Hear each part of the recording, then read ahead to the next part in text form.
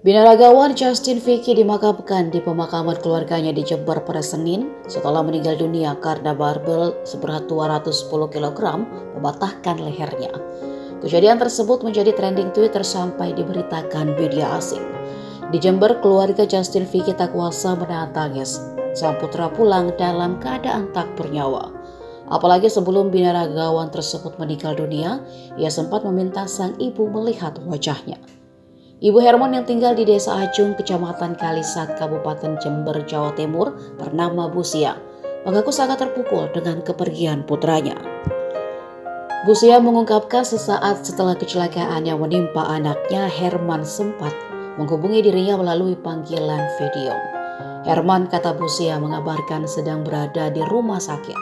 Saat itu, lanjut Busia, sang anak juga menanyakan apakah sang ibu merindukannya. Justin juga memberitahu mengenai kondisinya yang mengalami patah tulang leher. Bahkan di saat sang ibu menangis melihat kondisi anaknya, Justin hanya menguatkan dan meminta didoakan. Beberapa waktu setelah operasi, putranya dinyatakan meninggal dunia, sehingga Justin dibawa pulang ke Jember untuk dimakamkan.